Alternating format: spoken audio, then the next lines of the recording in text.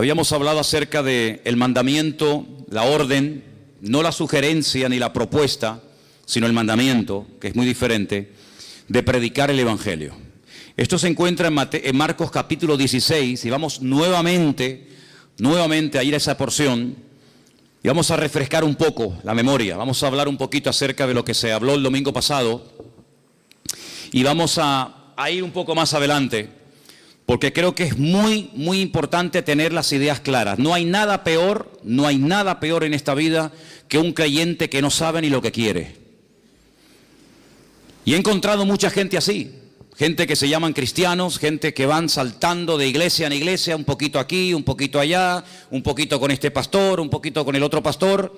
Al final se les fue la vida, de flor en flor, picoteando, y en el fondo no sabían ni lo que querían. Aquí no me gusta porque hablan muy fuerte, aquí porque hablan muy bajito, allí porque levantan las manos, aquí porque no las levantan, allí porque hablan en lenguas, aquí porque no hablan en lengua, allí porque están todo el día hablando de dinero, aquí porque nunca hablan de dinero, allí porque es una iglesia muy grande, aquí porque es una iglesia muy pequeñita, allí porque... Y siempre buscando defectos por todas partes. Un inconformismo, una insatisfacción, los problemas siempre son de otros. Pero nunca se miran la panza, nunca se miran a sí mismos y se preguntan delante del Señor: Señor, ¿yo por qué no encajo en ninguna parte?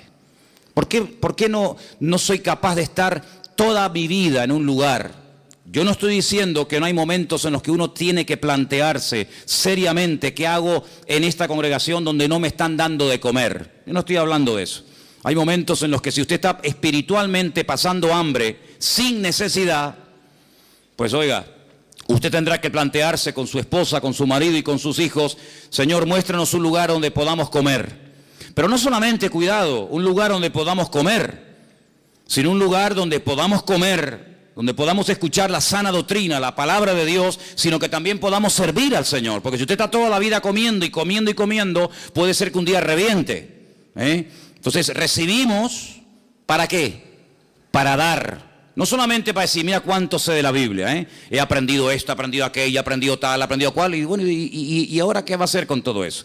Entonces hay creyentes que están toda la vida en la iglesia, y venga a comer, y venga a comer, y venga a oír, y venga amén, y venga a gozarse, pero no dan, son ovejas improductivas, son ovejas estériles, personas que se han acomodado y simplemente lo que quieren es venir al cultito, que el pastor les predique, que oren por ellos, que no sé qué y no sé cuánto, pero nada más. Y eso no es el ideal de un cristiano, eso no es una oveja sana. Imagínense, padres y madres que tenéis niños pequeñitos. Aquí en la iglesia tenemos algunos que sí, ahora son muy bonitos, son preciosos los bebés, cómo huelen, ¿no? La piel de los bebés, bueno, cómo huelen, cómo huelen, sin mencionar determinados momentos, porque también valdría la frase cómo huelen los niños, Pero el niño, pasan 6 meses, pasan 8 meses, pasa 1 año, pasan 3 años y el niño siempre está así y no crece. Ay amigo, ya no es una cosa bonita, ya no es para decir, mira qué niño más lindo, no, ahora como que nos cortamos diciendo, ¿qué le pasa a mi niño que no crece?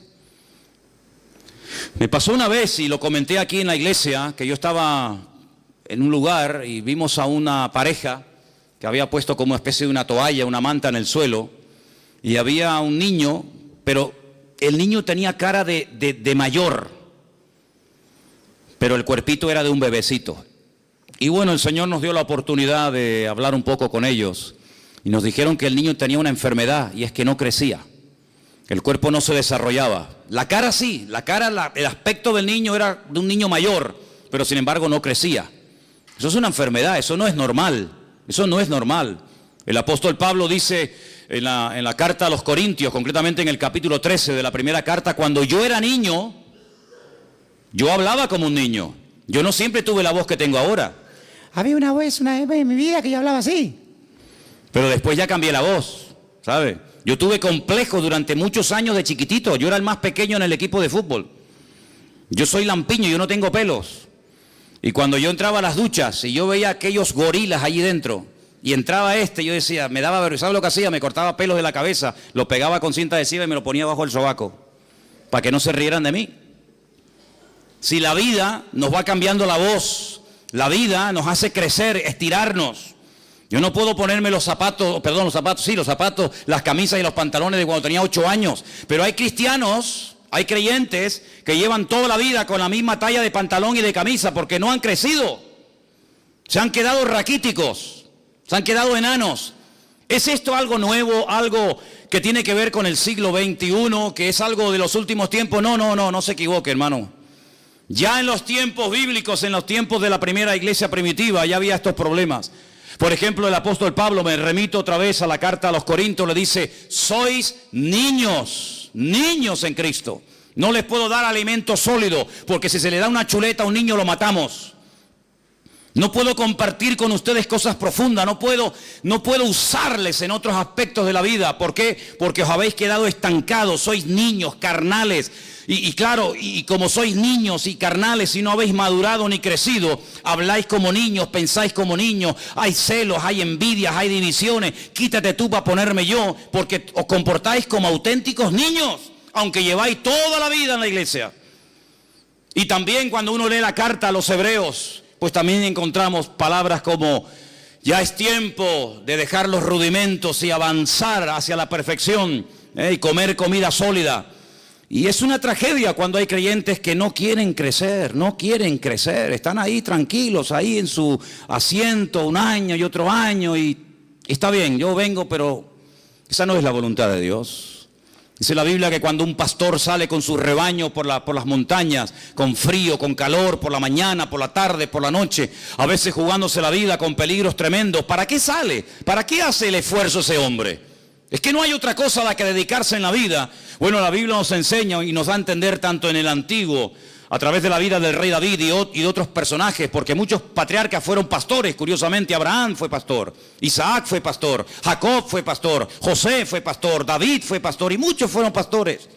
Y el esfuerzo que hacían era para poder ver que ese rebaño les daba leche, o les daba corderitos, o cabritos, o les daba lana, o les daba algo, pero nadie se está sacrificando año tras año, día tras día, pasando frío y hambre y jugándose la vida por nada. ¿Se da cuenta? Entonces el Señor ha invertido mucho en ti, hermano. ¿Sí o no? El Señor ha invertido mucho tiempo en nosotros, mucho. ¿Cuántos sermones tú has oído? ¿Cuántos más o menos? ¿100? 100. 200, 300, 400 y... El Señor quiere que toda esa semilla que ha sido plantada en tu corazón produzca fruto. ¿Y qué dice el Señor? ¿Qué dice el Señor de un árbol que no da fruto? ¿Qué hay que hacer con el árbol que no da fruto? Según el Señor. Cortarlo. Y si lo dejamos para que decore, no, es que no hay objetos decorativos en el reino de Dios. En otros aspectos sí, pero en la iglesia nadie es un objeto decorativo. Vamos a poner el púlpito aquí, una plantita y al hermano al lado, así, quietito, sin moverse. No hay objetos decorativos en el reino. Dice el Señor que llegó a maldecir el Señor Jesucristo a una higuera porque daba un aspecto pero eran falsos. Estaba cargada de hojas. Y se acercó y dice la Biblia que la maldijo porque tenía hambre y no había fruto en ella. Dijo, ¿para qué queremos una higuera que no dé fruto? Está inutilizando la tierra y impide el crecimiento de otros árboles. Alguien le dijo, bueno, vamos a darle otra oportunidad, vamos a abonarla, bueno, ok, una oportunidad más. Pero si no da fruto, me la cortan y la tiran al fuego. Así de claro. Entonces cuando uno va a la palabra del Señor, en el capítulo 16 de Marcos, vimos la semana pasada que el Señor a sus discípulos primero les reprochó su incredulidad y su dureza de corazón. Versículo 14, Marcos 16, 14. Les reprochó, les echó en cara lo duro que todavía eran, lo incrédulos que todavía eran. ¿Cómo es posible que a veces le cuentes a un cristiano un milagro y te diga, bueno, ya no sé, no será una exageración lo que me estás contando? ¿Cómo puede ser que haya cristianos que duden del poder de Dios? ¿Cómo puede ser que haya iglesias y denominaciones enteras que digan que hoy en día Dios no hace milagros? Entonces, ¿yo qué soy? Si yo entré a la iglesia la primera vez en mi vida a robar, y entré enfermo, y entré endemoniado, que no podían conmigo 8 hombres. ¿Y yo qué soy? Señor, ese día me sanó, me salvó y me liberó. Y eso tenía 17 años, voy a cumplir 55 dentro de unos meses. Y nunca más el enemigo me volvió a meter mano ni a meterse dentro de mí ni experto. ¿Por qué? Porque el Señor hace una obra total, rotunda y absoluta. Tuve años en psicólogos, años en psiquiatra, amarrado con camisas de fuerza, de un hospital a otro. Y todo era inútil, hasta que vino el Señor y me salvó, me liberó y me transformó la vida. ¿Cómo que Dios no hace milagros hoy en día? ¿Pero quién dijo ese disparate? Lo que pasa es que no los hace a través de tu vida, ni tú los ves, porque tú eres un incrédulo. Que tienes la cabeza así de gorda, llena de Biblia, pero tu corazón está seco porque no tienes comunión con Dios. Y el Señor, cuando va a su palabra, nos dice: prediquen el Evangelio. Pero espere un momento. Pero cuando usted predica el Evangelio, cuando usted obedece y pone en práctica la palabra, dice: señales seguirán. Las señales siguen. No es que usted tiene que ir detrás de las señales, no, yo no sigo ni señales ni sigo a nadie, yo sigo a Cristo. Y dice la Biblia que el bien y la misericordia tienen la orden de parte del Creador de seguirme hasta el fin del mundo. Y Él nos protege, y Él nos cuida, y Él nos bendice. Pero cuando obedecemos, ¿y qué hay que obedecer? Predicar el Evangelio. ¿A quién? A toda criatura. ¿Eso lo dice la palabra de Dios, sí o no? Ir por todo el mundo y predicar el Evangelio a toda criatura. Está hablando con judíos, no está hablando en una iglesia evangélica, donde es normal predicar el Evangelio. ¿Qué vamos a predicar? Donde es normal ir a China, Japón, a Cuba, a América, a Europa. No, estamos hablando hace 2000 años con un grupito pequeño de judíos. Y los judíos decían: yo no salgo de mi tierra para nada, porque fuera de mi contorno, fuera de mi frontera, lo que hay son los goyim. Y los goyim son los perros, los gentiles, que no merecen nada. Por eso Jonás se metió en un barco y le preguntaron: vamos a ver, pero ¿tú a qué te dedicas? ¿Cuál es tu oficio en la vida? Y dice: yo soy profeta del Dios Altísimo. Yo sirvo al Dios Todopoderoso, al Dios de Abraham, de Isaac y de Jacob. ¡Wow! ¿Y qué haces aquí si eres profeta? Porque este no es tu lugar. Pregúntate siempre: ¿estás en tu lugar? Y si estás en el lugar, ¿estás haciendo lo que el Señor te ha llamado? Si tú eres profeta, ¿qué haces aquí de marinero? No, es que yo estoy huyendo. ¿Huyendo de quién, muchacho? Huyendo de la presencia de Dios. Pero ¿cómo puede una persona llegar a pensar que puede esconderse de Dios y Dios no encontrarlo? ¿Hay alguien aquí que crea eso? ¿Hay alguien aquí que crea que usted se puede meter en un sitio donde Dios no te va a encontrar? Adán lo intentó. Adán creía que se podía ocultar de Dios. Adán no era ateo. Adán era creyente, era producto de las manos del Señor. Pero él creía la gran mentira de que se podía ocultar de la presencia del Señor. Lo mismo que Jonás. Yo huyo de la presencia del Señor. Pero si huyes de la presencia del Señor, ¿qué pasa? Que ¿a dónde vas?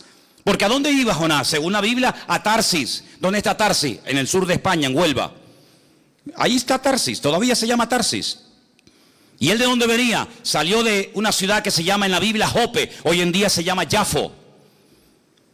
¿Qué le parece, amigo? Se montó en un barco para huir de la presencia del Señor. Es decir, él iba a cruzar todo el Mare Nostrum, él iba a cruzar todo el gran mar, el mar Mediterráneo, porque decía: aquí vive Dios en Israel, en el templo de Jerusalén, pero allí en el otro extremo de la tierra Dios no está. Y entonces allí no está la presencia del Señor, por lo tanto allí puedo hacer lo que me da la gana, vivir en desorden, vivir en rebeldía, porque Dios vive allí, pero más allá ya no está. Se equivocó. No hay lugar en el mundo, ni fuera del mundo, del cual te puedas esconder de Dios. A todo lugar donde vayas, de día o de noche, el Señor sabe dónde está. Sus ojos recorren toda la tierra, dice la palabra del Señor. Por lo tanto, es inútil huir de la presencia del Señor. Pero él, ¿por qué huía? Porque le había dado el Señor la orden de ir a un país extranjero, a otra cultura. ¿A dónde? A Nínive. ¿Y eso dónde queda? En Irak. Ay, amigo. Y allí era la gente terrible, terrible. Allí eran, pero vamos, salvajes, auténticos salvajes, como siguen siendo hasta el día de hoy.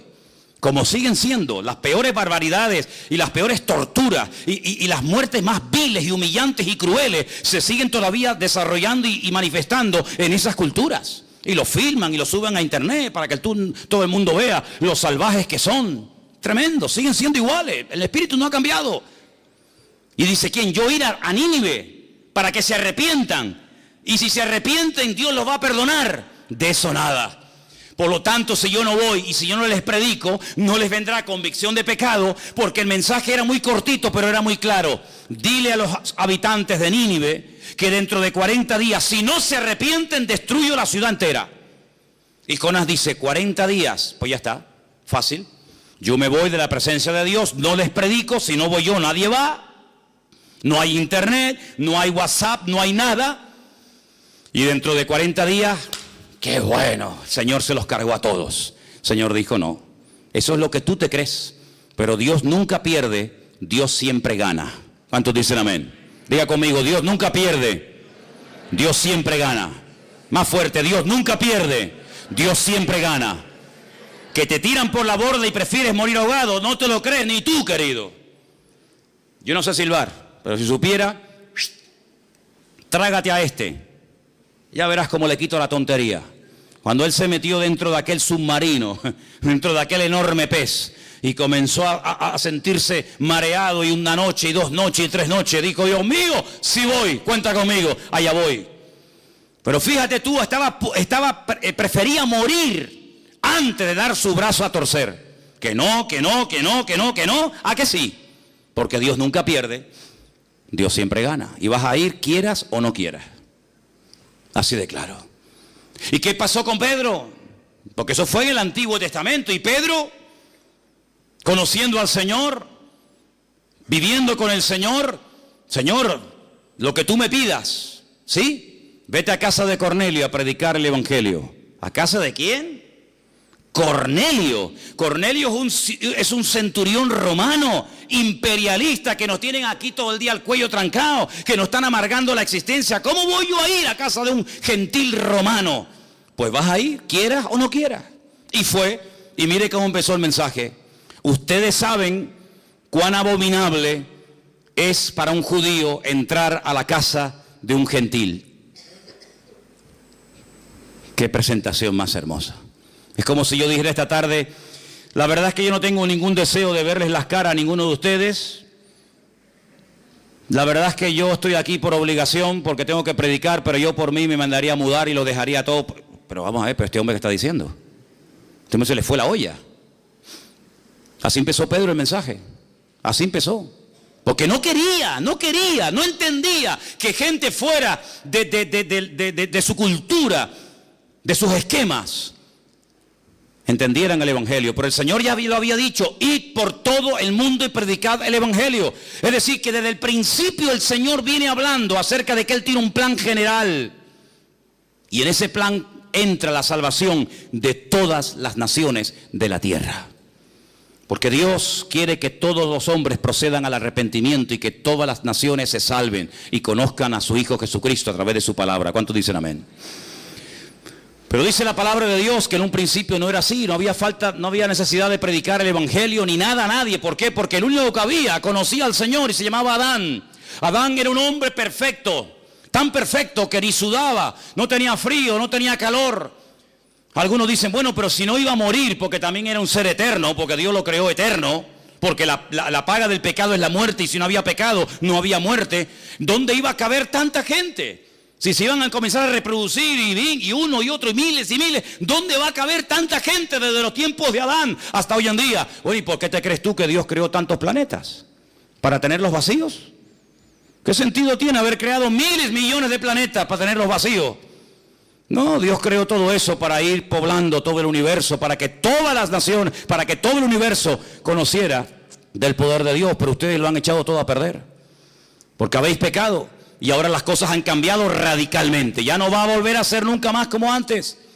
Ahora vas a sudar, ahora vas a tener frío, ahora van a tener dolores, ahora le va a doler por aquí, le va a doler por allá. Ahora se van a levantar los padres contra los hijos contra ellos mismos. Ahora va a ser todo diferente. Cuando vayas a sembrar te vas a pinchar la mano, porque nacerán cardos y espinos. Aquellos animales con los que te entretenías y jugabas, ahora se te van a volver en tu contra. Ay, amigo, todo ha cambiado. Claro, es que cuando uno peca, cuando uno desobedece a Dios, todo cambia. No puede permanecer todo igual. La paga del pecado es la muerte. Y Adán comenzó a experimentar en su cuerpo, en su mente, en su alma, en su espíritu, en su familia, en sus hijos, en todo. Comenzó a notar las consecuencias del pecado. Pero Dios a un hombre le da una promesa. Y ese hombre se llamó Abraham, más tarde Abraham. Y le da una promesa. La promesa es muy clara y muy sencilla de entender. En ti serán benditas todas las naciones de la tierra. Y dice la Biblia que Abraham le creyó a Dios. Le creyó a Dios y fue declarado justo. ¿Crees lo que yo te prometo? ¿Sí? ¿Crees que serás padre de multitudes? ¿Crees que saldrá un día alguien de tus lomos y será un instrumento de bendición para todas las naciones de la tierra? ¿Lo crees? Y Abraham dijo, lo creo. ¿Dónde se escribió eso? En ninguna parte, no hacía falta. Él le creyó a Dios y su fe fue contada por justicia. Entonces, ¿por qué casi 500 años después Dios da la ley? Si ya había dado la promesa y Abraham la había creído, ¿para qué tuvo que dar la ley? ¿Qué sentido tiene? Porque Abraham no necesitaba leer la Biblia. Abraham oía a Dios y lo entendía. Vas a ser padre, amén. Cámbiate el nombre, amén. Vas a tener un hijo que a través de él vendrá la promesa, amén. Vete mañana y me lo sacrificas sobre un altar en el monte Moriah, amén. Él tenía una línea directa con Dios, le entendía perfectamente.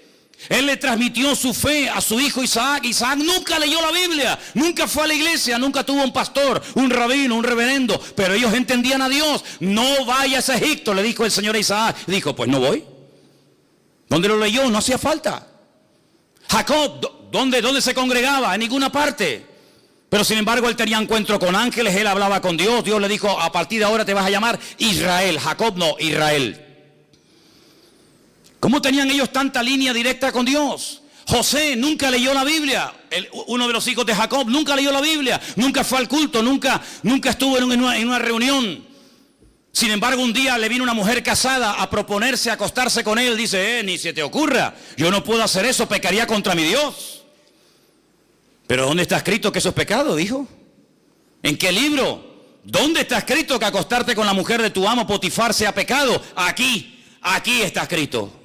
No necesito ley, no necesito Torah, no necesito nada, porque yo conozco a mi Dios. Y como conozco a mi Dios, sé lo que le gusta y lo que no le gusta, lo que le agrada y lo que no le agrada. Y a Noé le dice, cuando construyas el arca, vas a coger 7 parejas de animales limpios y animales impuros y los vas a meter en el arca. ¿Y cómo sé cuáles son los limpios y cuáles son los impuros? Si eso no está escrito, yo te lo voy a decir. Entonces hubo un tiempo, hubo una generación, hubo un grupo de personas minoritarias que tenían un nivel de comunión, un nivel de santidad, un nivel de relación con Dios tan elevado que no necesitaban que nadie les predicara, que no necesitaban Torah, que no necesitaban ley ni mandamientos ni nada. Entonces la pregunta la vuelvo a hacer otra vez, ¿para qué Dios la dio? Si cuando Dios le hablaba a esta gente ellos entendían y obedecían, ¿para qué da la ley? Cuando la ley son 613 mandamientos. ¿Para qué? Si ellos saben, con esta no me puedo acostar, este es un animal limpio y no se puede comer, este es inmundo y no lo puedo comer, esto lo puedo hacer, aquello no lo puedo hacer. Si lo saben todo porque tienen esa ley grabada en sus conciencias y en sus corazones, ¿para qué le das la ley? Bueno, es que la Biblia dice para qué fue dada, vamos a verlo. Gálatas capítulo 3, verso 19. Porque esta pregunta que yo estoy lanzando hoy a todos ustedes, esta pregunta no es la primera vez que un ser humano se la hace en la historia de la humanidad. Esta pregunta ya se la han hecho miles a lo largo de la historia. Por lo tanto tiene respuesta. ¿Dónde está? En la Biblia. Vamos a verla. Gálatas capítulo 3, versículo 19. ¿Lo tienen, hermanos? ¿Para qué sirve la ley? Porque Abraham no la necesitó. Abraham se circuncidó él solo. Él solo, sí, él, y a su hijo, y al otro, y al otro. Entonces, ¿para qué fue, o para qué sirve entonces la ley? Amigo, escucha esto. Es que la ley fue añadida a causa de las transgresiones. Porque no todo el mundo era como Abraham, no todo el mundo era como su hijo Isaac o como su nieto Jacob, no todo el mundo tenía la espiritualidad y la santidad y el nivel de relación como tenía José. Ojalá fuera así, pero no era la realidad. Por lo tanto, hay que poner límites. Por lo tanto, la ley no fue dada para los buenos, sino para los transgresores, porque los buenos no necesitan ley. Dice, ¿qué ley le voy a poner a un obediente como Abraham? ¿Qué ley le voy a poner? No me obedezcas tanto. Oye, no tengas tanta fe. A los que hacen la voluntad de Dios, a los que conocen al Señor, no necesitan ley, pero fue dada a los transgresores. Y ellos no eran transgresores, pero iba a haber muchos. Fue dada a causa de las transgresiones hasta, ay amigo, esta preposición es fundamental, ¿hasta cuándo? Viniese la simiente a quien fue hecha la promesa. ¿A quién se le hizo la promesa? A Abraham. En ti serán benditas todas las naciones de la tierra. Cuando venga esa simiente, cuando se cumpla esa promesa que yo te he dado, hasta ese momento llega la ley. Mientras tanto, no.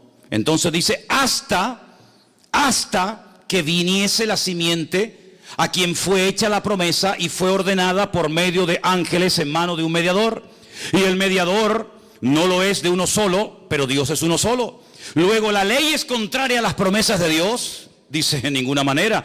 Pero si por la ley, porque si la ley dada pudiera vivificar, la justicia fuera verdaderamente por la ley. Mas la Escritura lo encerró todo bajo pecado, para que la promesa que es por la fe en Jesucristo fuese dada a los creyentes.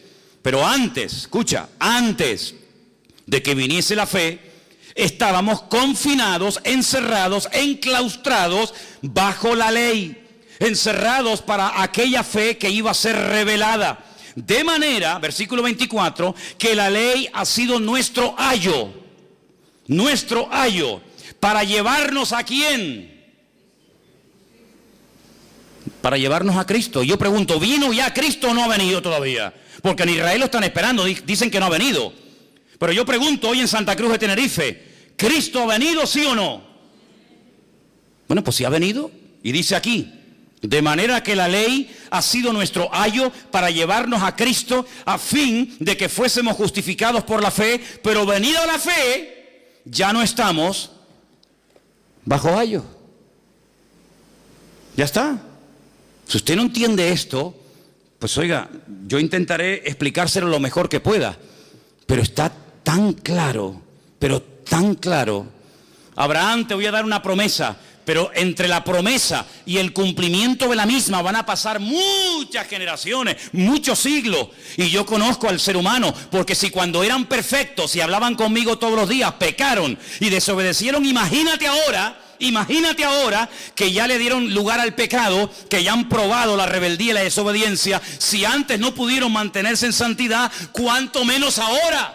Por lo tanto, entre que te he dado la promesa y hasta que venga la promesa, y la promesa es Cristo, van a pasar muchas generaciones, muchísimas, miles y miles de personas. ¿Cómo hacemos para que esto no se desmadre? ¿Cómo hacemos para que el mundo no se autodestruya? ¿Cómo hacemos para frenar la maldad? Poniendo leyes. Los casados, ustedes no pueden engañar a sus mujeres con otras mujeres. Mujeres, ustedes tienen que ser fieles a vuestros maridos. Hijos, tenéis que obedecer a vuestros padres. Agricultores, tenéis que hacer esto y esto y esto. Ganaderos, tenéis que hacer esto, esto y esto y esto. Solteros, casadas, viudas, y hay un montón de leyes. Pero si yo sé que de aquí al Puerto de la Cruz o de aquí a los cristianos no puedo ir a más de 120, porque yo lo sé, ¿sí o no? Yo no necesito que por el camino me pongan carteles y carteles y carteles y carteles y carteles. 120, 120. Pero si ya lo sé. Pero entonces, ¿por qué se ponen? Porque siempre habrá alguno que aún, a pesar de que lo sabe, se va a pasar el límite y va a querer ir de 200. Y después pasa lo que pasa. Si yo sé que en España se circula por la derecha y los que me vienen por la izquierda, yo no necesito tantas indicaciones, porque ya lo sé, ya lo aprendí, ya lo sé de toda la vida. Ay, amigo, pero hay gente que a pesar de esas leyes dice, no, yo me voy a ir por la izquierda, y mira lo que pasa. Los kamikazes, que encima apuestan dinero, chocan uno con otro y se rompen familias y un auténtico desastre. Las leyes se ponen para los transgresores, no para los obedientes. Si usted ama a su esposa, usted no necesita poner un cartel en la puerta de su casa, no cometerás adulterio. Es que yo ya lo sé, José lo sabía, sin necesidad de ley. Pero dice la Biblia que el Señor dio la ley para parar, para frenar, para poner un coto, porque ellos vivían rodeados de amorreos, filisteos, jebuseos, cananeos, y aquellos eran un desmadre, un desorden de países. Comían de todo, se mataban unos a otros. Bueno, era terrible lo que esa gente hacía. Si yo cojo a mi pueblo de la esclavitud en Egipto y los meta a vivir con esta gente, se van a pudrir como ellos, se van a terminar matando unos a otros. Entonces pongo leyes.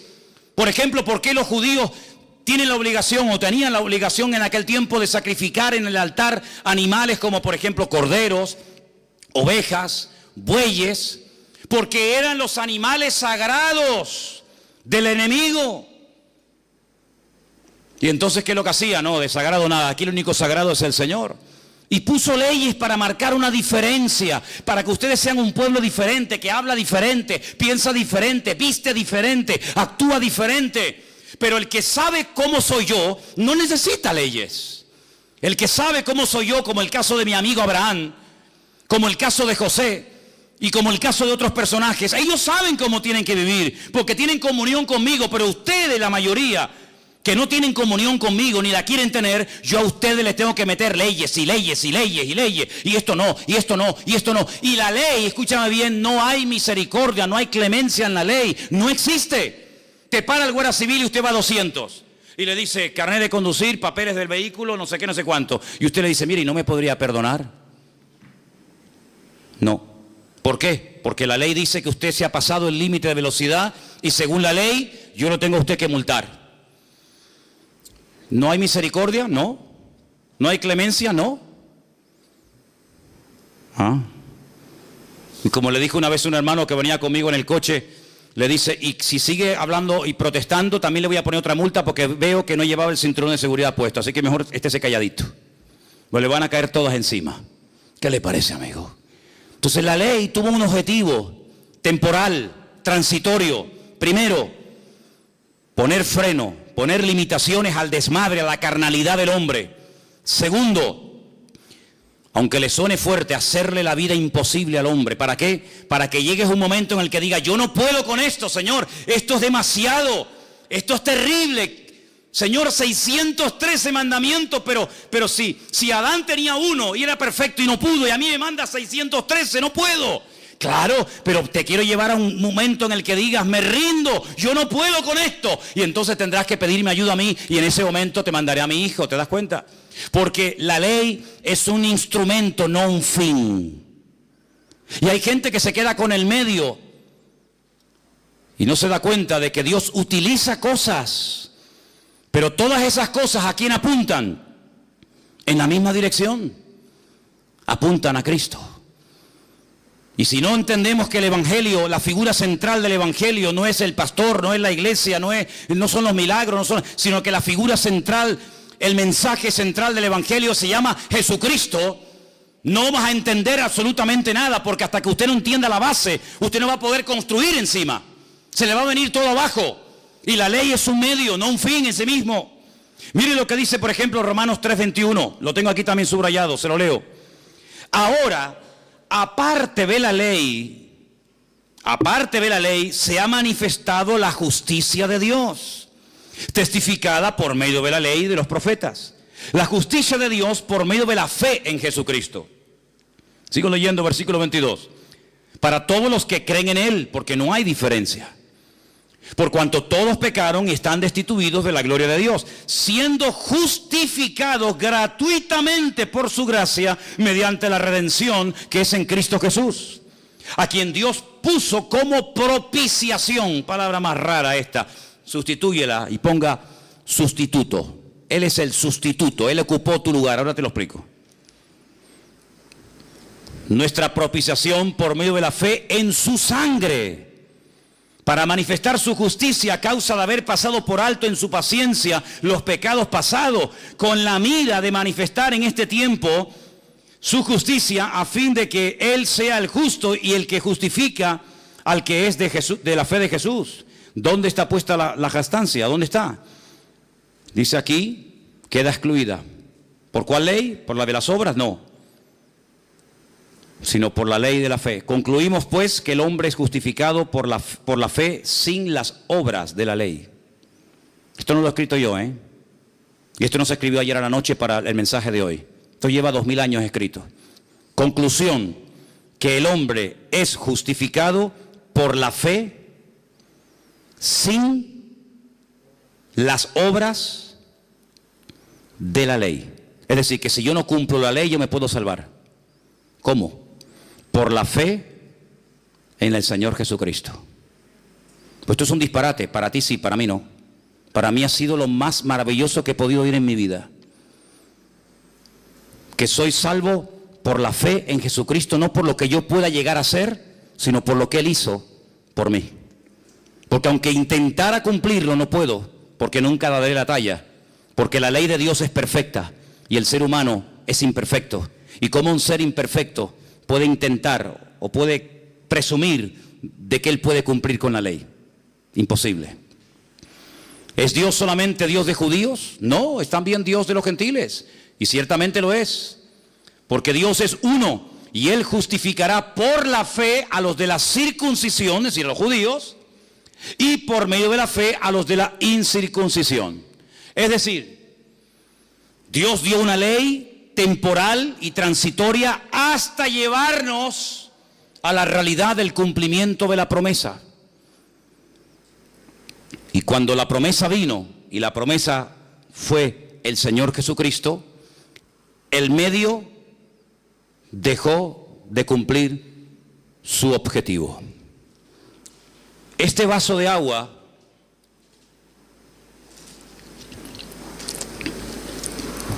es simplemente un medio para depositar en él agua. Pero el valor no está en el vaso. El valor está en su contenido. Y para poder transportar de un lugar a otro el agua no lo puedo llevar en la mano. Lo tengo que llevar en un recipiente. En este caso el vaso o la botella. Pero cuando yo bebo el agua, ya el vaso no tiene ninguna razón de ser. ¿Qué es más importante, el contenido o el continente? ¿Qué es más importante, el medio o el fin? ¿Qué es más importante, aquello que se utilizó para llevarme a Cristo o Cristo que fue el cumplimiento de aquel medio por el cual Dios estableció la ley? Decide tú, tienes que decidir. Nosotros tenemos la capacidad de elegir el tipo de vida que vamos a llevar delante del Señor. Bueno, y entonces, ¿qué pasa con los mandamientos de la Biblia? Me refiero a los del Antiguo Testamento. Vamos a poner un ejemplo y vamos a proponer en esta tarde el cumplirlos a rajatabla. Voy a llevarles, por ejemplo, a dos versículos, Éxodo 23 y Levítico 23, ¿vale? Vamos a hacer la prueba. Éxodo, repito, 23:14. Y el otro es Levítico 23 también. Los dos capítulos 23. Vamos a ver. Vamos a ver. A ver qué nos conviene más. Éxodo capítulo 23. Dije que es versículo 14. Vale, vamos para allá. 23:14. 3 veces en el año me celebraréis fiesta. 3 veces en el año me celebraréis fiesta. Halloween, Semana Santa y Navidad. ¿No? Eso no dice aquí. Pero que dice que hay 3 fiestas en el año que tengo que celebrar. Vamos a ver cuáles son. La fiesta de los panes sin levadura guardarás. 7 días comerás los panes sin levadura, como yo te mandé en el tiempo del mes de Abib. El mes de Abib, ¿cuál es ese mes? ¿Cuál es el mes de Abib? ¿Qué significa Abib?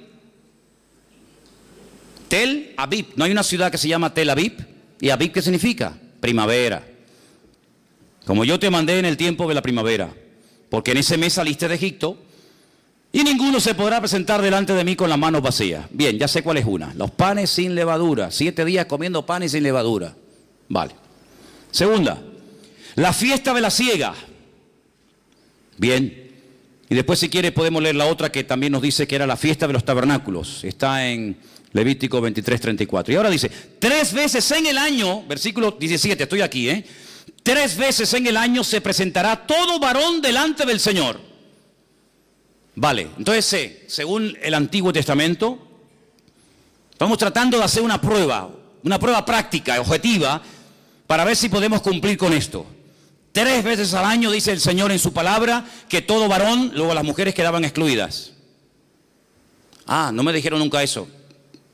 Yo no sé lo que ustedes le dijeron, yo sé lo que estoy diciendo. Las mujeres no tenían obligación de hacerlo, los hombres sí.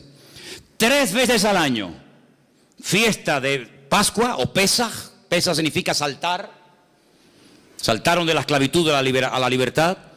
Un poquito más adelante, 50 días más adelante, la fiesta que llamamos nosotros Pentecostés o Shavuot, la fiesta de las semanas. Y al final, casi entre septiembre, generalmente octubre, una fiesta que se llama la fiesta de los tabernáculos. Pero la pregunta es, ya sé el nombre de las fiestas, ya sé cuántas fiestas son, pero ¿dónde se celebraban? ¿Dónde se ponían en práctica estas fiestas? ¿Dónde? ¿Dónde? En el sitio que estableciera el Señor tu Dios. ¿De dónde huía Jonás? ¿De Tacoronte? ¿De la matanza? ¿De dónde huía Jonás? Él huía de Jerusalén, huía de Israel, porque en la mentalidad del judío se les metió hasta en los tuétanos que Dios vive en el templo de Jerusalén. Por eso yo cuanto más me aleje de Jerusalén, más me alejo de la presencia de Dios. Mira, hasta el día de hoy, hermano, escuchen bien esto. Hasta el día de hoy en Israel está la creencia de que el mundo son como grandes círculos concéntricos. Cuanto más lejos vivas de Jerusalén, más lejos vives de Dios. Si tú vives dentro de Israel, estás más cerca de Dios. Pero si vives en el norte de Israel, no estás tan cerca de Dios como el que vive en el centro de Jerusalén. ¿Por qué? Porque en Jerusalén era donde vivía el gran rey, no donde vive, donde vivía el gran rey. Pero dentro de Jerusalén había una montañita, un monte llamado el monte Moriah, y dentro del monte había un edificio, y dentro del edificio había 2 habitaciones, y dentro de ese edificio había una en particular, pequeñita, que era el Santo Santorum, el lugar santísimo, donde estaba allí el arca de la alianza, y donde entraba una vez al año, en el día del Yom Kippur, el sumo sacerdote. Ese era el hombre que vivía más cerca de Dios. Los demás vivían, depende, a 4 kilómetros de Dios, a 5 kilómetros de Dios, a 8 kilómetros de Dios. Esa era la mentalidad. Esa era la mentalidad que había. Y el Señor dice: me celebraréis estas 3 fiestas anuales donde yo lo dijere, donde yo lo estableciere. Bueno, venga, va. A ver, tubillete.com. Vamos a sacar billetes para poner esto en práctica. Estamos ahora en la fiesta de la... ¿Cómo es? La fiesta de la Pascua. Muy bien, venga, tubillete.com. Mañana sacamos un billete, salimos desde Tenerife Sur, paramos en Madrid o en Barcelona, y de ahí cogemos otro avión y nos vamos a Tel Aviv. Llegamos a Tel Aviv, cogemos la guagua y nos vamos a Jerusalén. Cuando lleguemos a Jerusalén decimos: oye, una pregunta, ¿el monte Moria aquí dónde queda? Pues claro, uno se imagina el monte Moria como las cañadas del Teide, ¿no? El monte Moria es un monte muy chiquitín, que lo han aplanado encima para poder construir.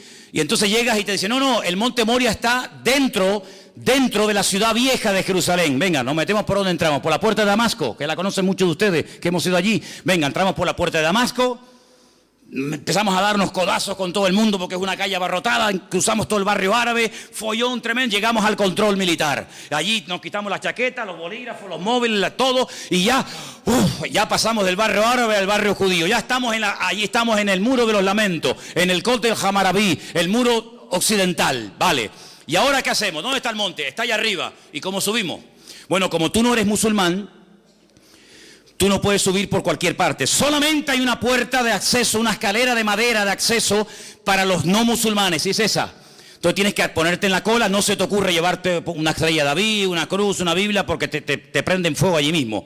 Entonces tienes que hacer una cola enorme, enorme, y cuando llegas arriba y cruzas el puente de madera, y llegas allí arriba y dices: Salem aleikum, Malekum salam, alhamdulillah, Zukra. Vamos a buscar el templo. Y te dice: ¿el qué? Claro, como a lo mejor no habla español, le tienes que decir el Bet Hamikdash. Aquí no hay Bet Hamikdash. Aquí hay 2 mezquitas. Una allí y otra aquí. Aquella se llama la mezquita de Omar. Y aquella se llama la mezquita de Al-Aqsa. ¿Pero y el templo? Porque yo he leído aquí que tengo que venir al templo del Señor 3 veces al año, y he venido de Tenerife. Y todos estos conmigo. Pues aquí no hay templo. Y como se ponga chulo, le damos una paliza y lo tiramos del muro abajo. Y no es la primera vez que lo hacen, ¿eh?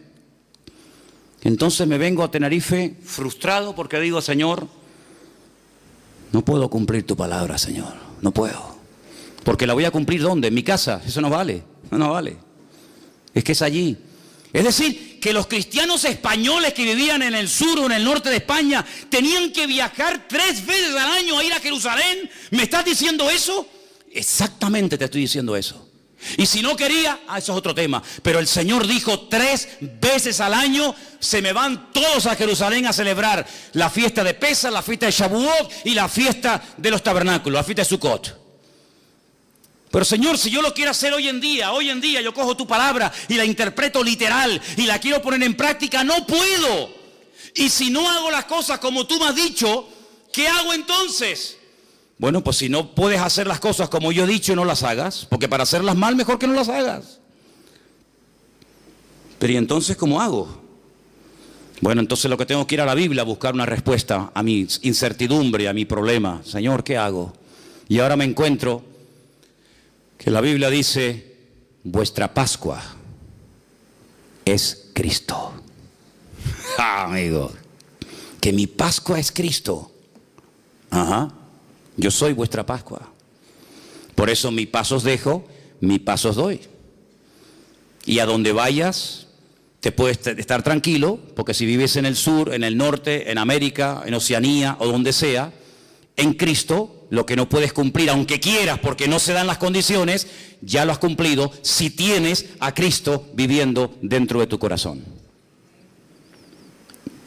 Ay, amigo, ¿os dais cuenta cómo Cristo es todo? ¿Te das cuenta cómo Cristo destaca por encima de todo? Es como cuando un alpinista está días y días y se esfuerza y lucha y oxígeno y esto y aquello. No ve nada, está luchando para llegar a una cumbre y cuando llega por fin arriba, ¡ay, amigo! Desde arriba se ve una panorámica alucinante, se ven todos los picos, se ve a lo mejor en el fondo otro continente, se ve, yo qué sé, el mar. Pero para poderlo ver todo, tienes que subir. Por eso dice la Biblia que hasta que no subamos, hasta que no levantemos en alto al Señor Jesucristo, no vamos a entender nada. No vas a entender nada, porque los mandamientos del Señor tienen condiciones. Y si no se dan las condiciones, no se puede poner en práctica el mandamiento. No te puedes inventar una Biblia a tu manera, a tu estilo. No se podían hacer sacrificios en las casas. Eso quiere decir que yo no puedo hablar de la Pascua en mi casa. ¿Quién ha dicho eso? ¿Quién ha dicho que no? ¿Quién ha dicho que no podemos hablar en la iglesia o en la escuela dominical o en el culto de jóvenes o donde sea de cualquier otra fiesta? No estoy diciendo eso. Lo que estoy diciendo que si usted quiere hacer las cosas decentemente y con orden, como Dios manda, aunque quisieras, no puedes. Porque de los 613 mandamientos, más de 418 giran en torno a la construcción del templo. Ahora mi pregunta es esta. ¿Dios no tiene poder para que se levante el templo en Jerusalén ahora mismo? Cuando le dijo Pilato al Señor, ¿no me hablas? ¿No me contestas? ¿Tú no sabes que yo tengo poder para...? Y el Señor como diciéndole, pero si yo hago así, amigo, yo hago así, me vienen aquí 1.000.000 de ángeles a defenderme. ¿Qué estás diciendo? Claro que el Señor podría ahora mismo hacer así, ¡bum!, y arrasar todo lo que hay allá arriba y construir el templo. ¿Pero por qué no lo hace? Pues porque no le da la gana. Porque no quiere. Porque el Señor permitió que lo destruyeran. Y el Señor hasta este momento, hasta este minuto, ha impedido que se vuelva a reconstruir. Para que ya no esté vuestra vida girando en torno a un edificio de piedra, sino que vuestra vida sea una vida cristocéntrica, centrado no en un templo, no en un lugar, no en un país, sino que vuestros ojos estén enfocados en Cristo. Y por eso Pablo dice, si habéis, tú sabrás si habéis o no, si habéis resucitado con Cristo, poner la mira, ¿dónde? ¿Dónde tengo que mirar? ¿A dónde mira el musulmán cuando ora? A la Meca. ¿A dónde mira el judío cuando ora? A Jerusalén. ¿Y a dónde mira el cristiano cuando ora? ¿A dónde miro? A Jerusalén no, a la Meca no. ¿A dónde miro? Poner la mira en las cosas de arriba y no en las de la tierra, donde Cristo ha resucitado, y poneros con Él en lugares celestiales en Cristo Jesús. Ay, amigo, es que no me habían hablado así, que no es mi culpa que no te hayan dicho eso. Pero hoy en día nuestra vida no gira en torno a una fiesta, no gira en torno a un hombre, no gira en torno a un medio, sino gira en torno al Rey de Reyes y Señor de los Señores. Y sin Él no lo tenemos nada, y con Él lo tenemos todo. ¿Cuántos dicen amén y le dan un aplauso al Rey en esta tarde? ¡Gloria a Dios! ¡Y a su nombre! ¡Y a su nombre! Eso es lo que es el Evangelio. Eso es el Evangelio. Aunque quisieras hoy a muerte dar tu vida por cumplir los mandamientos de la Torá, no puedes. No puedes. Por eso están insatisfechos continuamente. Por eso han tenido que decir, bueno, y si ahora no podemos orar 3 veces al día o presentar nuestro sacrificio, y no podemos subir al templo, y no podemos, ¿qué hacemos? ¿Qué hacemos? Y ahí se levantaron los rabinos a lo largo de la historia y escribieron una enciclopedia gigantesca, enorme, llamada el Talmud. Ay, amigo. ¿Y qué es el Talmud? Pues es la creación de la Mishnah y la Gemara, la Totafot y la Hagahá.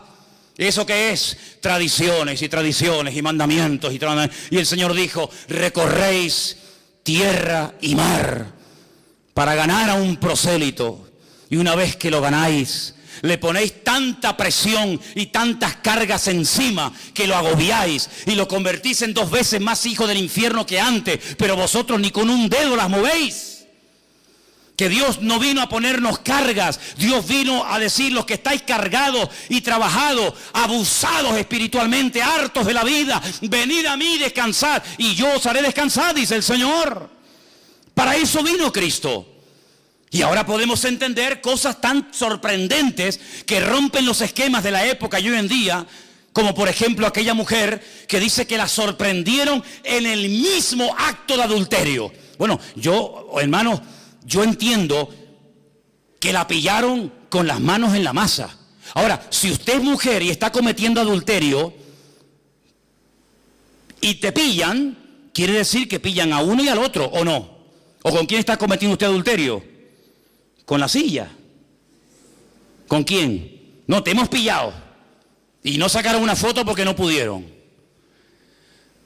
Entonces cogen a la mujer y al hombre, cogen a la mujer y la llevan al Señor. Y le dicen, según nuestra ley, fíjate tú dándole clases de ley al Señor. Dándole clases de ley al Señor. Cuando esta Biblia que tengo en mi mano es la palabra escrita de Dios, lo que Dios hablaba, lo que salía por su boca, aquí se escribió, ¿sí o no? Pero entonces Cristo, ¿qué era? Era la palabra hecha carne.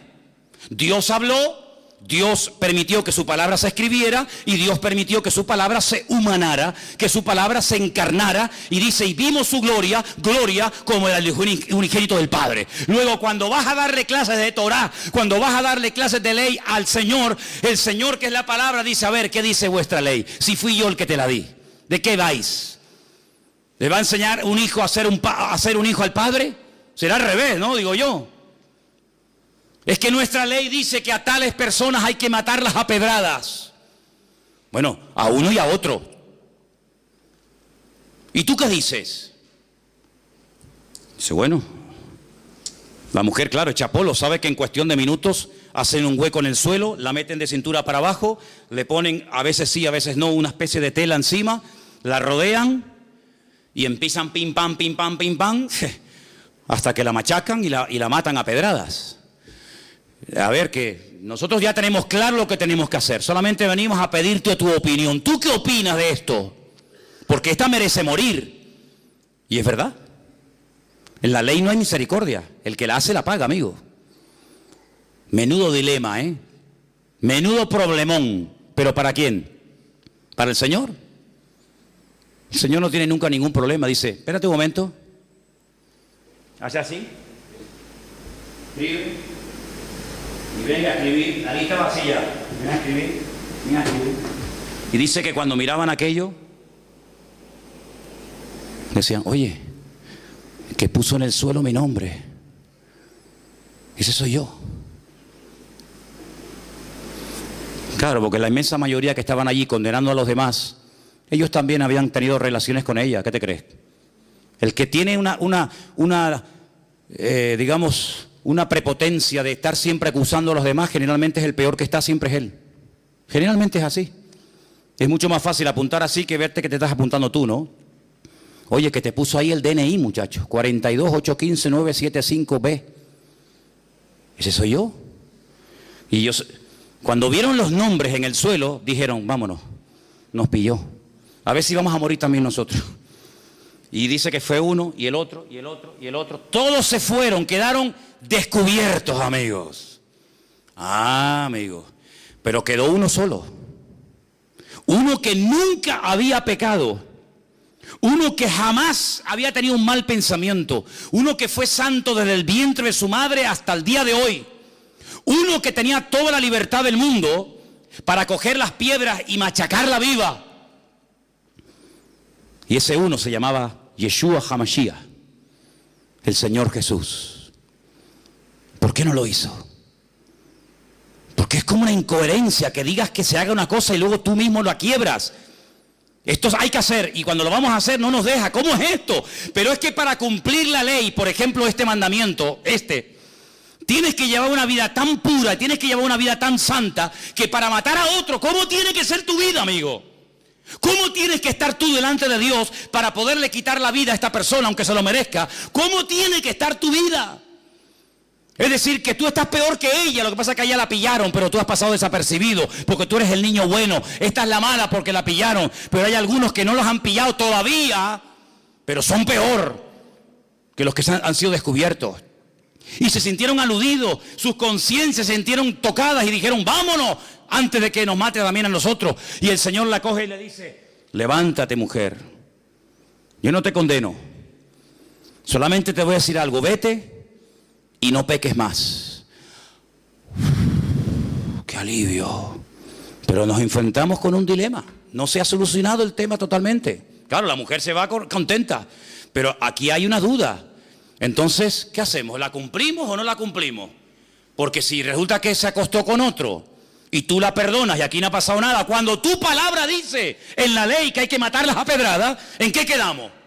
Perdonamos ahora a los asesinos, a los pederastas, a los etarras, perdonamos a todo total. Dios es bueno y perdona a todo el mundo. ¿Es eso el mensaje que nos transmite el Señor? No, es que hay parte B, viene la segunda parte, escúchala.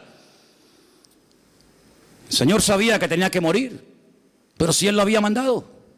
El alma que pecare, esa morirá, y esta pecado tiene que morir. Pero vamos a hacer una cosa, no hemos leído esta tarde, cuando les dije esa palabra rara que se ha leído, Él es la propiciación de nuestros pecados, que les dije, si no la entiende, póngala por la palabra, Él es nuestro sustituto. ¿Os acordáis que lo dije? Muy bien, vamos a hacer una cosa, en vez de matarla a ella, yo me ofrezco voluntario para que me maten a mí. ¿A ti? Pero si tú no eres ni casado, tú no puedes cometer adulterio aunque quisieras. Tú no has pecado nunca, no importa. Yo vine a este mundo a dar mi vida en rescate por muchos.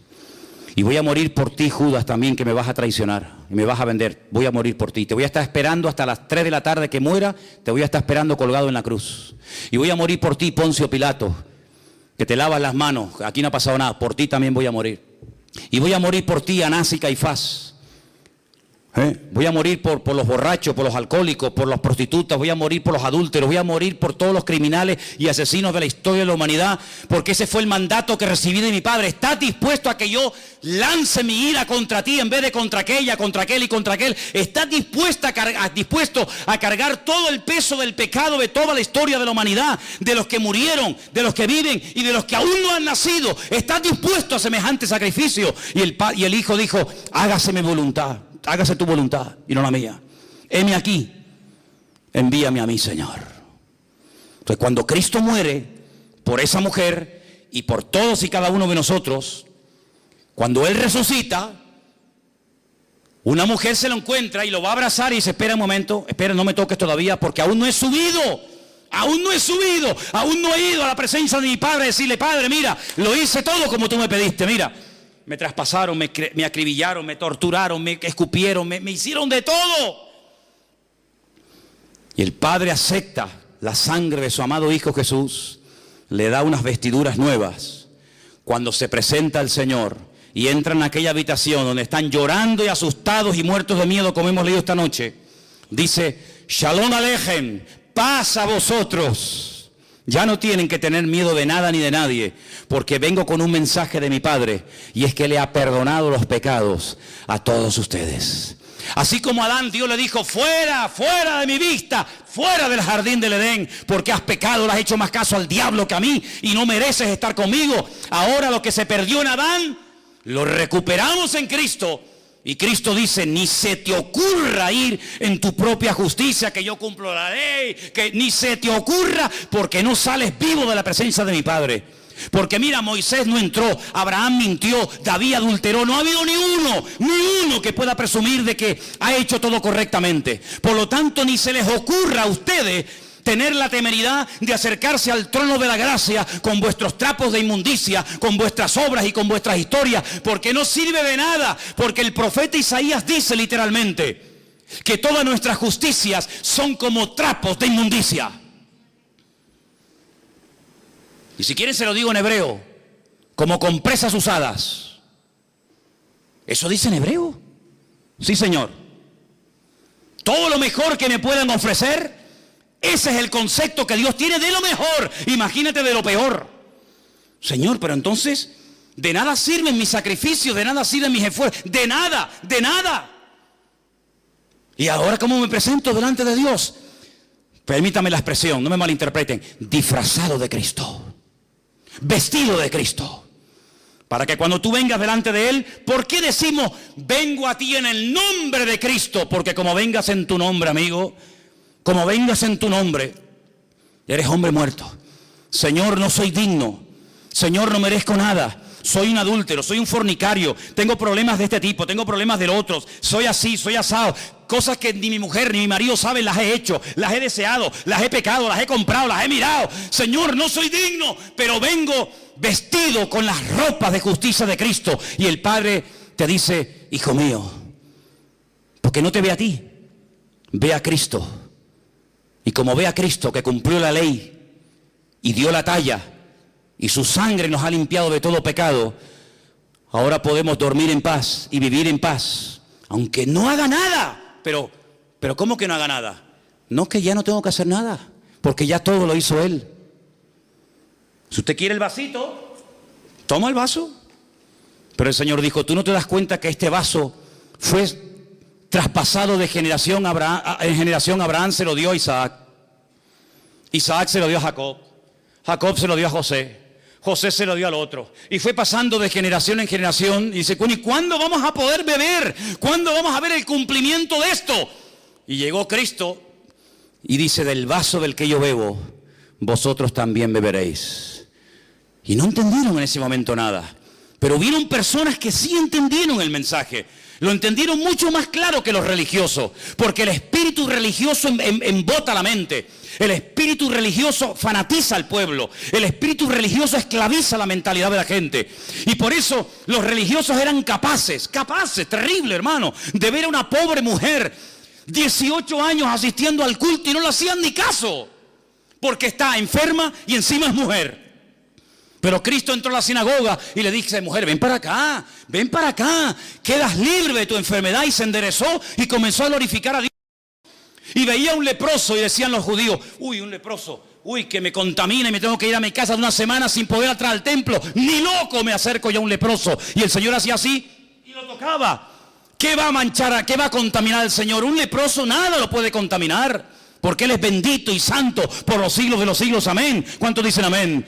Y por eso fue una sinagoga y le dijo a un ciego, mira, sé libre de tu enfermedad. Y al otro lo sanaba y al otro no sé qué. Y claro, luego venían, bueno, pero no puede ser. Vamos a ver, es que hoy es Shabbat. Hoy es Shabbat. ¿Y? Es que en Shabbat no se puede hacer esto. ¿Cómo que no? ¿Quién dijo eso? No, es que ya. ¿Y quién te sanó a ti? Yo no sé cómo se llama. ¿Y cómo te sanó? No, me puso barro en los ojos y me mandó al estanque de Siloé, que está en la otra punta de Jerusalén. Yo he estado en el estanque de Siloé, ¿te acuerdas, Carmen, cuando nos metimos por abajo? Que por poco te mueres allí, ¿eh? Un estanque enorme, kilómetros por debajo de tierra, lo mandó a la otra punta. ¿Por qué no lo mandó al estanque de Betesda, que está allí pegadito?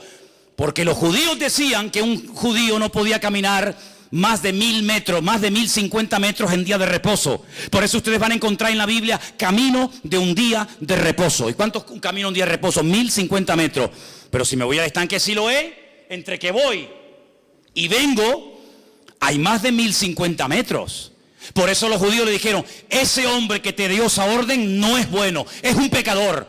porque ha quebrantado el día de reposo. Y dice este pobre hombre que no tenía mucho conocimiento de la palabra: mira, si es bueno, si es malo, si es pecador o no es pecador, ni lo sé, ni me interesa. Yo lo único que sé, que yo era ciego y ahora veo. Y ustedes con toda su parafernalia no me habéis podido ayudar en todos estos años. Y este hombre vino y en un segundo me cambió la vida.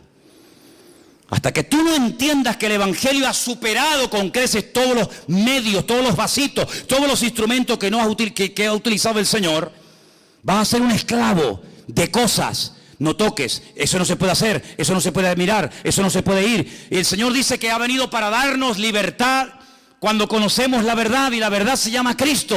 Por eso en esta iglesia predicaremos toda la vida que teniendo a Cristo lo tenemos todo. ¿Cuántos dicen amén? Hay iglesias, lo sé, soy consciente. Llevo ahora 34, 35 años de pastor. Conozco todos los pastores de estas islas. Los conozco, sé cómo se llaman, cómo se mueven. Incluso algunos que ni son pastores, pero ellos dicen que lo son. Y en algunas iglesias, si usted no paga el diezmo, está bajo maldición. Y la gente se asusta. Y si usted se va de esta iglesia, usted va sin la bendición. Y si usted no habla en lengua, no se va al cielo. Y venga condenación, y venga condenación. Mi Señor no vino para amargarle la vida a nadie.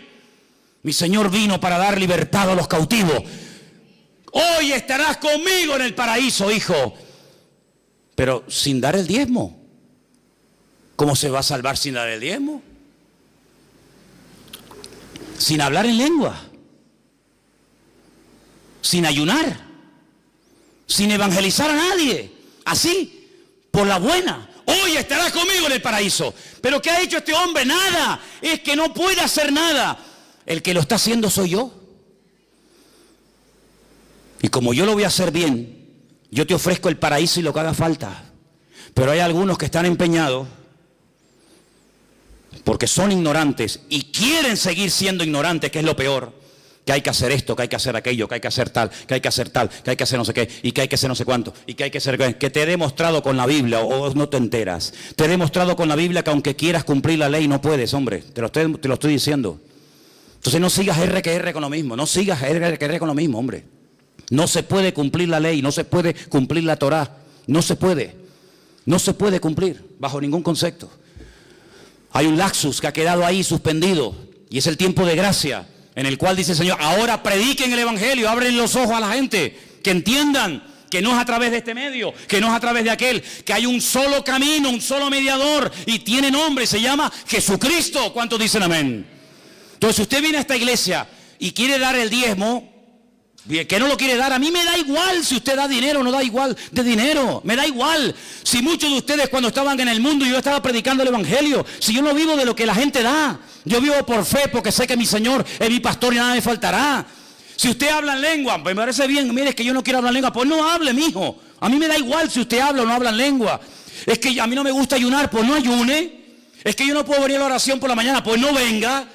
Pero entonces esto que es un libertinaje, no, es la libertad gloriosa de los hijos de Dios. Es vivir tranquilo, vivir sin agobios, vivir sin presiones religiosas. Yo odio la religión, porque las religiones son ataduras y son presiones a la gente. Y encima el religioso se cree que por cumplir está agradando a Dios, y a veces nada más lejos de la realidad. ¿Saben lo que le digo a muchos? Disfruta de la vida.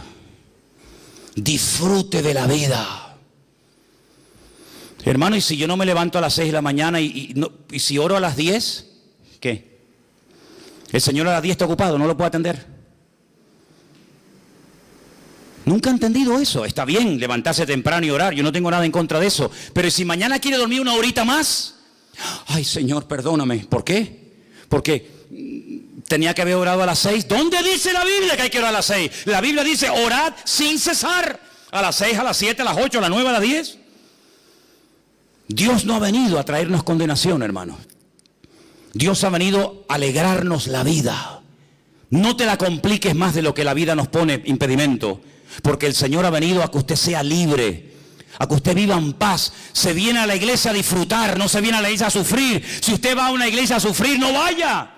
¿O usted es masoquista? ¿Le gusta que le humillen? ¿Le gusta salir vacío? ¿Le gusta salir mal? No, la iglesia ha sido diseñada por el Señor para abrirnos los ojos, para aclararnos nuestras dudas, para que no seamos ignorantes y vivamos en la libertad gloriosa de los hijos de Dios. ¿Cuántos dicen amén? ¿Y entonces qué tengo que hacer? Pues buscar a Dios en oración, esforzarme en lo que dice el Señor. Ahora bien, yo les hago una pregunta. Si no se puede cumplir la Torá porque no se dan las condiciones actuales para cumplirla, ¿para qué complicarme la vida queriendo cumplir con algo que no se puede? Dele la vuelta a la tortilla. ¿Usted puede hoy en día orar? Pues ponte a orar. ¿Usted puede hoy en día congregarse? Sí, pues congréguese. ¿Usted puede leer la Biblia? ¿Usted puede evangelizar? ¿Usted puede ayudar a una persona así? Entonces, ¿por qué no te preocupas más en hacer lo que puedes hacer? Y no te agobias tanto con lo que no puedes hacer. ¿Usted puede hacer feliz a su mujer? Pues hágala. No, es que, no sé, haga lo que pueda hacer y deje en las manos de Dios lo que usted no puede hacer. Ese es el evangelio que se predica aquí. Esto es lo que se enseña en esta congregación, Vida Nueva. Aquí y en nuestra iglesia en el Puerto de la Cruz y lo que estamos enseñando en el sur, esto es lo que aquí enseñamos. Es que en la otra iglesia, es que a mí no me interesa lo que enseñen en otras congregaciones, no me interesa. Aquí enseñamos la libertad que Cristo nos vino a dar, no libertinaje. Aquí enseñamos una vida de tranquilidad, de paz, de sosiego. Aquí enseñamos lo que dice la Biblia, predicamos el evangelio del Señor Jesucristo. Si usted quiere que yo le predique la Torá, váyase a Jerusalén, porque yo no soy un rabino, yo soy un cristiano. Y yo no tengo la obligación de enseñar Torá, yo tengo la obligación de enseñar evangelio. Eso es el mandato que dice la Biblia. Y dice la Biblia, y termino, y es la lectura que hoy se ha leído. Por eso siempre usted tiene que prestar atención a la lectura que se lee antes del mensaje, porque en el 99% de los casos, la lectura previa al mensaje hace referencia o guarda relación directamente con el mensaje que posteriormente se va a compartir.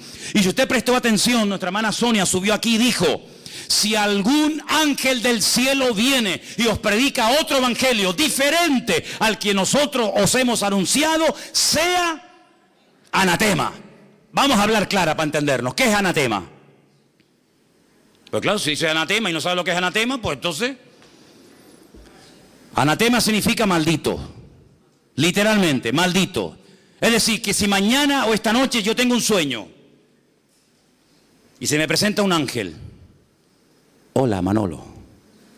¿Qué tal? ¿Qué pasó? Te vengo a dar un mensaje. A ver. Que el Señor no va a venir. Vengo de parte del Señor que no va a venir. Vengo a decirte que la Biblia que tiene está equivocada, que no es la verdadera. Que hay por ahí otra que nunca se tradujo por miedo a no sé qué. Que el Señor no ha perdonado los pecados de todo el mundo, sino de unos cuantos. ¿Saben lo que hago con ese ángel? Tengo un bate de béisbol que cogí aquí en el rastro. Tengo un bate de béisbol. Le doy una entrada de palos al ángel, hermano. Yo he cogido en más de una ocasión el bate de béisbol. Mira, una vez cuando cogí el bate de béisbol, fue en Bolivia, en Santa... ¿Hay algún boliviano aquí? Tú eres de Santa Cruz de la Sierra. En el 7º anillo, donde teníamos nosotros el comedor, y comenzamos a dar de comer y comer y comer a los niños, que ahí tú sabes que hay mucha necesidad, ¿verdad? Por allí no aparecía nadie, ni los pastores de la ciudad cuando íbamos a visitar las iglesias, y Armando está ahí, que no me dejará mentir. Íbamos a las iglesias y contábamos lo que estábamos haciendo, de barro hasta aquí, miseria, era terrible aquello. Y nos decían, pues no sabíamos que aquí había eso. Y tú eres de aquí de Bolivia, y yo vengo de 15.000 kilómetros y sé más de la miseria que hay en tu barrio que tú. Pues tú, ¿qué pastor eres? ¿Qué evangelio predicas tú? Y lo llevábamos al barrio y se quedaban asustados. Llevamos un día un montón de doctores para que examinaran a los niños y decían, ay, estos niños qué sucios. Claro, ¿qué quiere? A los pocos días de estar allí predicando el evangelio y de haber inaugurado un comedor, hicimos una campaña evangelística y el barrio contento, bueno, la gente venía, era aquí una pasada. Ay, amigo, me dicen unos niños, hay por allí unos señores que también están como ustedes repartiendo folletos y Biblia. Y digo, ¿sí? Pero si aquí nunca ha venido nadie, ¿dónde están? Y me fui, ¿y saben quiénes eran? Ya saben, ¿no? Los testigos de Jehová. No habían ido nunca en la vida, pero ahora que veían que la gente venía a escuchar la palabra, ahora ellos también venían a repartir comida, ahora ellos también venían de bueno. ¿Sabe lo que hice? Me da igual lo que usted opine, ¿eh? Me da exactamente igual. Ya a las alturas que estoy, me fui, cogí un palo así, me acerqué a los testigos de Jehová y le dije, mira, sinvergüenza, aquí estas criaturas han estado pasando hambre y frío y miseria, y habéis sido incapaces en toda vuestra vida de haber venido aquí, y ahora porque veis que dando comida la gente viene a ver el evangelio, ahora vienen. Te doy 2 minutos para que desaparezcan del barrio. Como no se vayan del barrio, me lío a palos con ustedes y me quedo solo. Y los saqué a todos del barrio. No fueron más en el tiempo, yo no sé si fueron después, pero mientras yo esté aquí, aquí no entra un demonio de esto, utilizando malamente la palabra para... Y los saqué, bueno, no, gracias a Dios no tuve que darle ningún garrotazo a nadie, pero estuve dispuesto a darlo. Porque el Señor Jesucristo un día entró al templo y le dijo, ustedes son unos sinvergüenza, que utilizando la bondad del pueblo, que quieren sacrificios al Señor, ahora vienen aquí y ponen unos precios abusivos y están convirtiendo mi casa de oración en una cueva de ladrones. Pero yo digo, ¿y cuántas cuevas de ladrones hay hoy en día? Que afuera pone iglesia no sé qué, iglesia no sé cuánto. Hermanos queridos, hay que espabilar y hay que darnos cuenta de que el evangelio ha venido para darnos libertad. ¿Usted quiere vivir en esa libertad? Bienvenido sea. ¿No quiere vivir en la libertad de Cristo? Bueno, pues que Dios le bendiga, pero en esta congregación no adaptamos la doctrina a usted. Usted no está aquí para pastorearme a mí. Yo estoy aquí para pastorearte a ti. Y si usted viene a esta congregación, aquí predicamos esto. Dé el diezmo, no dé, el diezmo, habla en lengua, no habla en lengua, no sé qué, no sé cuánto. Aquí predicamos la libertad a través de la sangre de Jesucristo. Si usted quiere vivir de otra manera, búsquese otra iglesia porque esta seguramente no es la suya. Pero aquí queremos enseñarle a la gente a disfrutar de la vida. Por eso los vecinos me dicen todos los días, más de lo que ustedes se imaginan, qué maravilla de juventud tienen ustedes ahí, que no hacen botellón. Claro, imagínate, si yo veo un botellón aquí en la puerta de la iglesia, saco el bate de béisbol enseguida. ¿Tú me entiendes? Ay, amigo. Ahí se quedan hasta las tantas, no fuman, no beben, no hacen nada malo, no hacen nada bien. La gente alucina con estas criaturas, la gente alucina con esta gente, aunque a veces también con el sonidito se pasan un poco, pero bueno, ojalá todo fuera eso, ¿eh? Porque hemos enseñado 15 años seguidos, año tras año, uno detrás de otro, que en Cristo hay libertad. Y como en Cristo hay libertad, no lo cambiamos por nada ni por nadie. ¿Cuántos dicen amén? Así que quiero que cierres tus ojos y digas simplemente, gracias Señor, porque tú has venido para hacerme libre. Aleluya. Tú has venido para hacerme libre y en esa libertad que tú me has dado, de esa no me muevo. De esa libertad yo no me muevo. Y dele gracias a Dios que hay un lugar en esta isla que es un auténtico oasis en medio de tantas tinieblas, donde se le está enseñando a usted cómo vivir en libertad, cómo vivir con gozo, cómo vivir con paz y no vivir con presión, con condenación. No hice esto, no hice aquello. No, hermano querido, por favor, hágame el favor. Relájese, como decía nuestro hermano Anderson el jueves en la predicación. Relájense, hermano, relájese. Disfrute de un Dios tan maravilloso que tenemos. Alabado sea Dios. Yo quiero que en esta tarde usted le diga, Señor, gracias porque el Evangelio es lo que justamente hoy se ha dicho aquí. Cristo murió, Cristo resucitó, Cristo volverá otra vez y fuera de eso sobra todo lo demás. Cristo no necesita nada más, porque todo lo que se hacía falta hacer, Él ya lo cumplió. Por lo tanto, no añadas. Estate quieto, porque como intentes hacer algo, lo vas a echar a perder. Estate quieto. Métete en Cristo, que Cristo se meta en ti, y ya verás cómo puedes entrar y salir de la presencia del Padre en paz. Porque la sangre de Cristo tiene poder. Bendito sea tu nombre, Dios. Trae libertad a los cautivos en esta tarde, mi Señor. Quita toda ignorancia, toda presión psicológica, toda presión espiritual. Rompe toda atadura, toda tiniebla, la reprendo en el nombre poderoso de Jesús de Nazaret. Toma autoridad sobre toda mentira, sobre todo espíritu de religiosidad, sobre todo fariseísmo. contra toda condenación y peso innecesario que el diablo quiera poner sobre nuestras conciencias. Señor, declaramos libertad y rota toda cadena hoy, ahora, en el nombre de Jesús de Nazaret. Declaramos libertad sobre este lugar, declaramos libertad sobre esta isla, que tu pueblo disfrute, Señor, que tu pueblo sea un pueblo alegre, un pueblo gozoso, un pueblo bendecido, porque han entendido el Evangelio. Y porque cuando uno entiende el Evangelio, lo cree y lo practica y lo vive, vive en libertad, de gloria en gloria, de victoria en victoria, de bendición en bendición. Bendito seas. En esta tarde, Señor, haz tú la obra. Yo he predicado la palabra, pero hay gente aquí que necesita ser sacudida y dejarse de tanta religiosidad, de tanto fariseísmo, y que sean libres, porque eso es lo que tenemos que ser, libres para adorarte, libres para danzar, libres para servirte, Dios mío. Extiende tu mano, mi Dios, en esta tarde. Bendito seas tú, Jesús. El Señor está en este lugar en el día de hoy y queremos disfrutar de su presencia. Queremos disfrutar de un tiempo especial con Él. Póngase de pie conmigo. Levante sus manos al cielo. Levante sus dos manos bien altas al cielo. Y vamos a cantar esta canción en el nombre del Señor. Cante una vez más esta parte. Declárelo en el nombre de Jesús. Somos libres, libres, todos juntos.